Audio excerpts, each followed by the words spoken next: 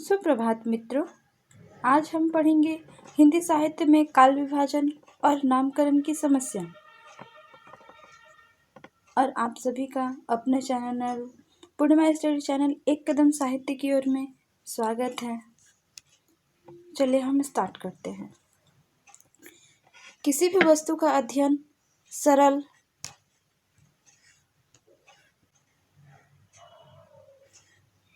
सुबोध एवं बोधगम्य एवं वैज्ञानिक बनाने के लिए उसे वर्गों में खंडों में विभाजित करना उचित होता है। यही कारण है कि साहित्य के इतिहास के सुगम एवं सरल बनाने के लिए विद्वानों ने इसे विभिन्न कालखंडों में विभाजित कर इसके अध्ययन को कठिन से सरल बनाने का प्रयास किया है। साथ ही इस काल में जिस प्रवृत्ति की प्रधानता होती है उसी आधार पर उस कालखंड का नामकरण उपयुक्त होता है। आचार्य रामचंद्र शुक्ल ने अपने हिंदी साहित्य के इतिहास में लिखा है, जबकि प्रत्येक देश का साहित्य वहाँ की जनता की चित्तवृत्तियों का संक्षिप्त प्रतिबिंब होता है, तब यह निश्चित है कि जनता की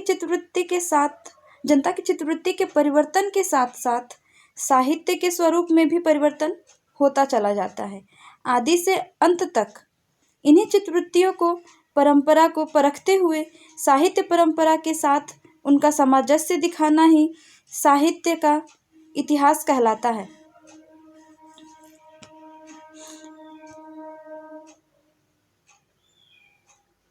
जनता की चित्तवृत्ति बहुत कुछ राजनीतिक, सामाजिक, सांप्रदायिक तथा धार्मिक परिस्थिति के अनुसार होती है।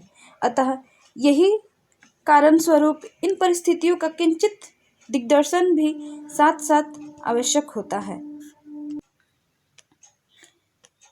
इतिहास में हम मुख्यतः देश के स्थान पर काल का अध्ययन करते हैं। अतः अध्ययन की व्यवस्था की दृष्टि से उसे विभिन्न कालखंडों में बांट लेना सुविधाजनक एवं उपयोगी सिद्ध होता है। हिंदी साहित्य के इतिहास लेखन के क्षेत्र में सबसे पहले प्रयास करने वाले में गारसाद तासी एवं शिव सिंह सेंगर हैं, परंतु इन दोनों ने अपने अपने ग्रंथों में काल विभाजन की और ध्यान नहीं दिया। काल विभाजन का सबसे पहला प्रयास करने का श्रेय जॉर्ज ग्रियर्सन को है, जैसा कि उन्होंने स्वयं अपने ग्रंथ की भूमिका में स्वीकार किया है कि उनके सामने अनेक ऐसी कठिनाइयाँ थी जिससे वे कालक्रम एवं काल विभाजन के निर्वाह में पूर्णतः सफल नहीं हो सके। उन्होंने लिखा है, सामग्री को यथावत संभव कालक्रम अनुसार प्रस्तुत करने का प्रयास किया है। यह सर्वत्र सरल नहीं हो रहा। प्रतिपल स्थलों पर यह संभव सिद्ध हुआ है। अतः वे कवि जिनको मैं किसी प्रकार स्थिर नहीं कर सका, अंतिम अध्याय में वर्णानुक्रम से एक साथ दिए गए हैं। प्रत्येक अध्याय सामान्यतः एक काल का सूचक है। भारतीय भाषा काव्य के स्वर्ण युग 16वीं एवं 17वीं सदी में मलिक मोहम्मद जायसी के प्रेम कविता से आरंभ करके ब्रज के कृष्ण भक्त कवियों तुलसीदास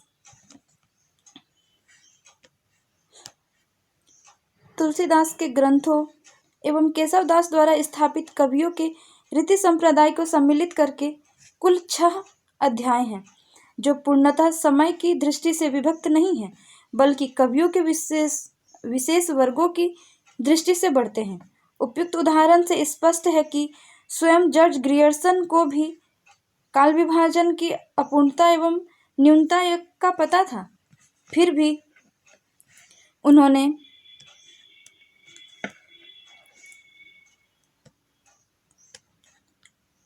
विभिन्न कालों के कुछ प्रवृत्तियों को स्पष्ट करने का प्रयास अवश्य किया है। उसका काल विभाजन इस प्रकार है।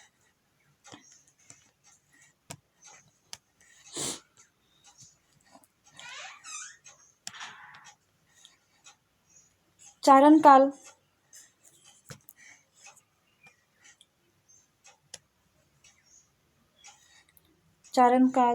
15वीं सदी का धार्मिक पुनर्जागरण, मलिक मोहम्मद जायसी की प्रेम कविता, ब्रज का कृष्ण संप्रदाय, मुगल दरबार, तुलसीदास, रीतिकाव्य, तुलसीदास एवं अन्य प्रवृत्ति, 18वीं सदी कंपनी के शासन में हिंदुस्तान, रानी विक्टोरिया के शासन में हिंदुस्तान। इस प्रकार जॉर्ज ग्रियर्सन का ग्रंथ 11 कालखंडों में विभक्त हैं, जो वस्तुतः युग विशेष के द्योतक हैं। अध्याय और शीर्षक अधिक हैं, परंतु ग्रियर्सन का यह विभाजन प्रारंभिक प्रयास मात्र है, जिसमें विभिन्न न्यूनताओं एवं असंगतियों का होना स्वाभाविक है। इसके पश्चात मिश्र बंधुओं ने अपने ग्रंथ मिश्र बंधु विनोद में काल विभाजन का नया प्रयास किया, जो प्रत्येक दृष्टि से अधिक प्रौढ़ एवं विकसित कहा जा सकता है। उनका विभाजन इस प्रकार है।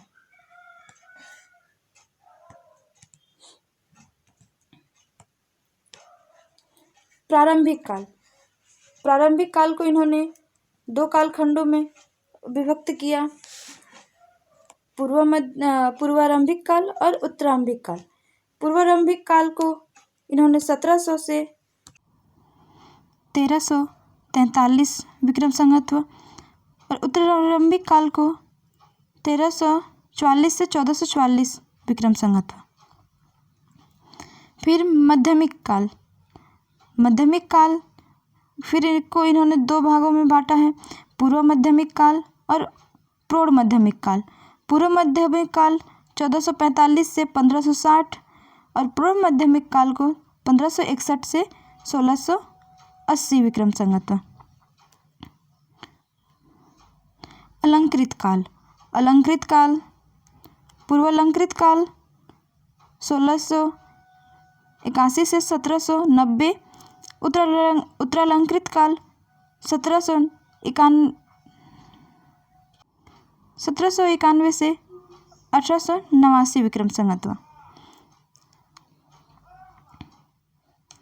परिवर्तन काल 1890 से 1925। वर्तमान काल 1925 से अद्यावधि।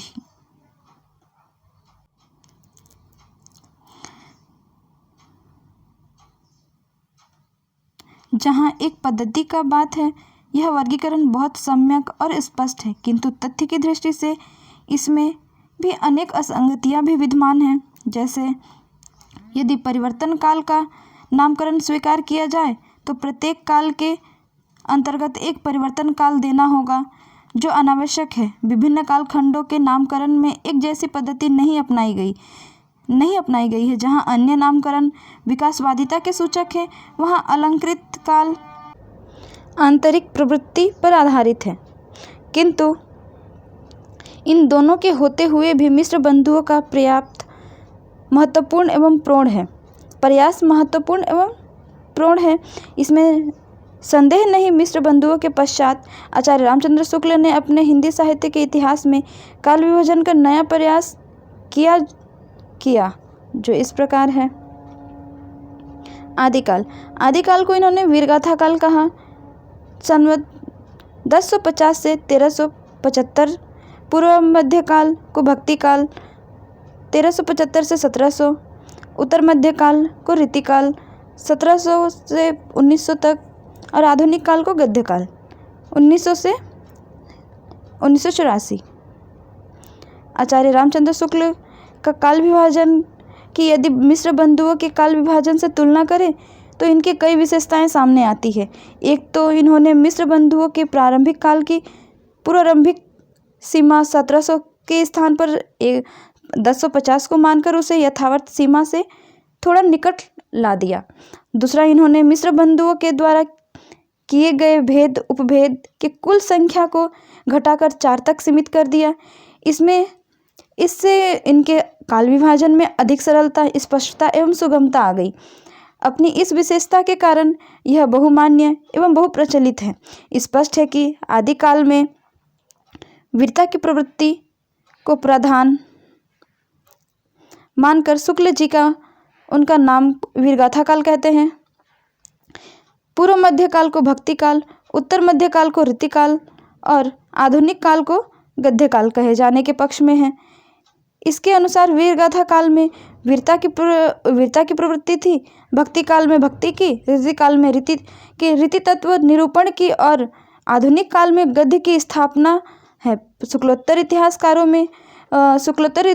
में से कई ने आचार्य शुक्ल की उपयुक्त काल विभाजन आलोचना तो की, किंतु दोषों को भी स्पष्ट किया, किंतु उसे संशोधित करके नया रूप देने में किसी को सफलता नहीं मिली। डॉक्टर रामकुमार वर्मा का ही नाम इस प्रसंग में उल्लेखनीय है। उन्होंने काल विभाजन निम्न रूप से प्रस्तुत किया, जो इस प्रकार है। संधिकाल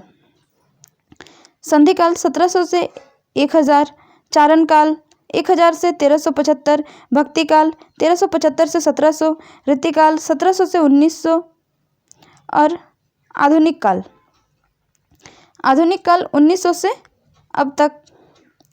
डॉक्टर रामकुमार वर्मा के इस विभाजन से अंतिम 4 खंड तो शुक्ल जी के विभाजन के अनुरोध हैं। केवल यह वीरगाथा काल के स्थान पर चारण काल नाम जॉर्ज ग्रियर्सन के द्वारा दिए गए नाम का अनुकरण मात्र है। यदि वीरगाथा काल नाम रचनाओं के आधार पर दिया गया है तो यही चारण काल रचनाओं के आधार पर दोनों नामों में कोई तात्विक भेद नहीं है।